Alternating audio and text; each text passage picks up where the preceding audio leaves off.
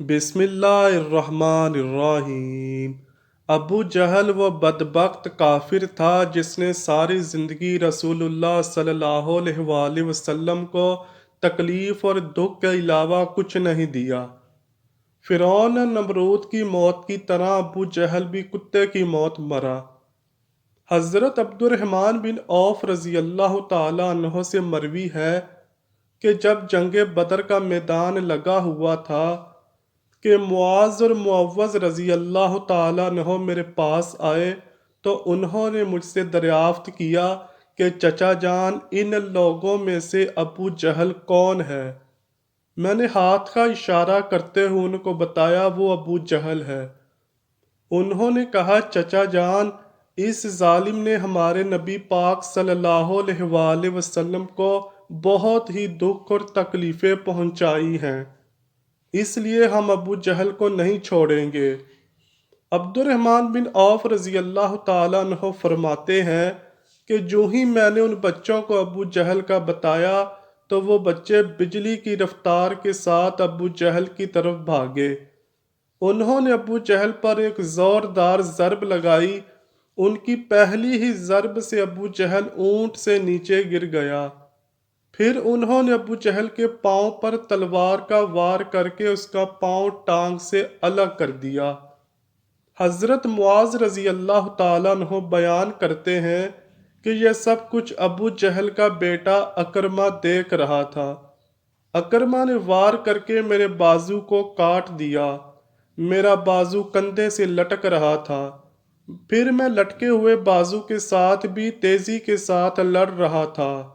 جب بازو نے مجھے بہت زیادہ تنگ کرنا شروع کیا تو میں نے بازو کو اپنے پاؤں کے نیچے رکھا اور زور لگا کر بازو کو تن سے جدا کر دیا۔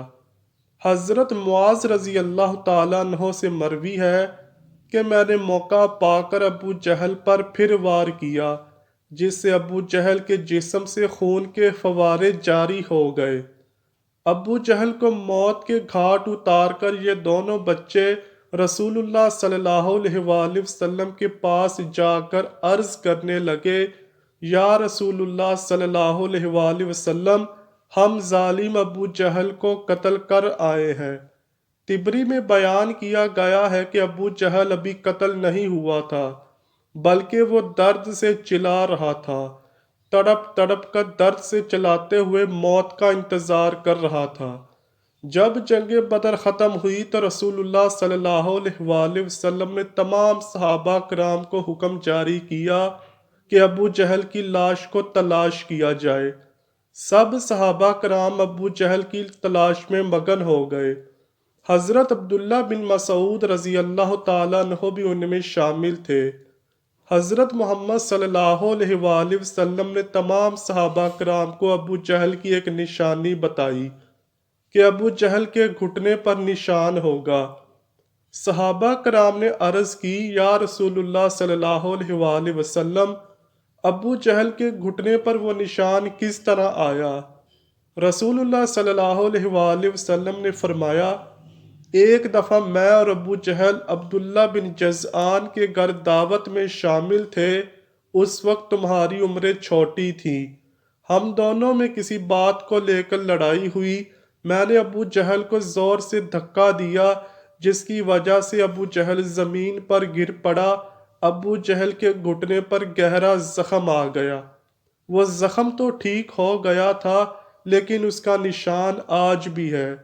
یہاں اب عبداللہ بن مسعود رضی اللہ تعالیٰ عنہ بیان فرماتے ہیں کہ میں میدان میں ہر لاش کو الٹا الٹا کر دیکھ رہا تھا کہ مجھے ایک جگہ ابو جہل زخمی حالت میں نظر آیا۔ میں اس کے پاس گیا تو میں نے دیکھا وہ ابھی مرا نہیں تھا بلکہ زندگی کی آخری سانسیں لے رہا تھا۔ اس کے جسم سے خون کے فوارے جاری تھے۔ پھر میں نے رسول اللہ صلی اللہ علیہ وآلہ وسلم کی بتائی ہوئی نشانی کو دیکھا تو مجھے یقین ہو گیا کہ یہی ابو جہل ہے۔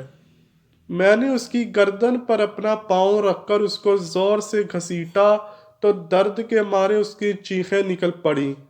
میں نے ابو جہل سے مخاطب ہو کر کہا اے خدا کے دشمن، اللہ تبارک و تعالیٰ نے تجھ کو ذلیل و خوار کر کے رکھ دیا ہے۔ ابو جہل مجھ سے کہنے لگا اس میں ذلت والی کیا بات ہے؟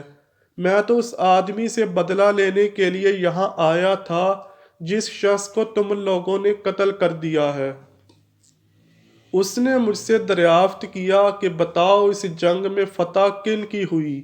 میں نے کہا اس جنگ میں فتح اللہ تعالیٰ کے سچے رسول صلی اللہ علیہ وآلہ وسلم کی ہوئی ہے۔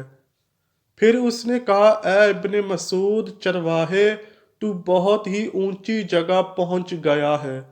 دوسرا قول یہ بیان کیا جاتا ہے کہ حضرت عبداللہ بن مسعود رضی اللہ تعالیٰ عنہ نے بیان کیا، میں نے ابو جہل سے کہا تیرا قاتل میں ہوں۔ ابو جہل نے کہا نہیں، تجھ سے پہلے مجھے کوئی اور قتل کر گیا ہے۔ ایک قول یہ بیان کیا جاتا ہے کہ جب ابن مسعود رضی اللہ تعالیٰ عنہ ابو جہل کے سینے پر بیٹھ کر کہنے لگے اے اسلام کے بدترین دشمن، تو فرعون سے بھی زیادہ بدبخت نکلا۔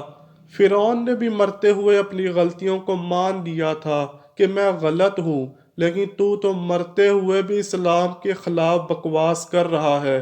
یہ سن کر ابو جہل نے جواب دیا کہ اپنے آقا محمد صلی اللہ علیہ وآلہ وسلم کو جا کر میرا پیغام پہنچا دینا کہ ابو جہل تو اس دنیا سے چلا گیا ہے، لیکن وہ پیغام یہ دے گیا کہ حضرت محمد صلی اللہ علیہ وآلہ وسلم کا سب سے بڑا دشمن میں ہوں۔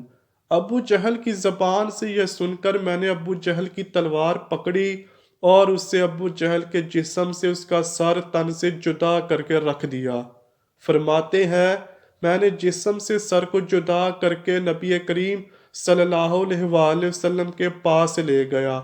میں آقا دو جہاں صلی اللہ علیہ وآلہ وسلم کی بارگاہ میں ابو جہل کا سر پیش کرتے ہوئے عرض کی یا رسول اللہ صلی اللہ علیہ وآلہ وسلم، یہ لیجئے ابو جہل کا سر۔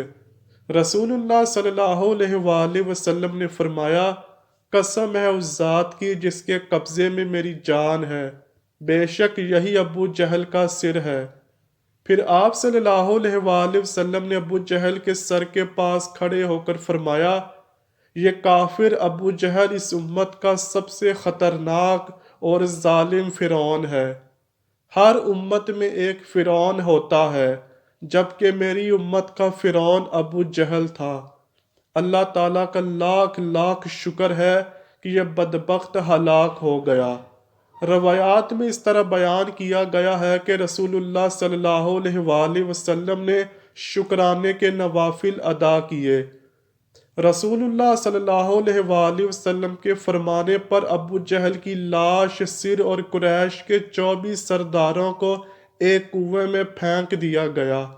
اس کے بعد رسول اللہ صلی اللہ علیہ وآلہ وسلم 3 دن میدان بدر میں رہے اور جاتے ہوئے اس کنویں پر بھی گئے تھے جہاں کفار مکہ کی لاشیں پھینکی گئی تھیں۔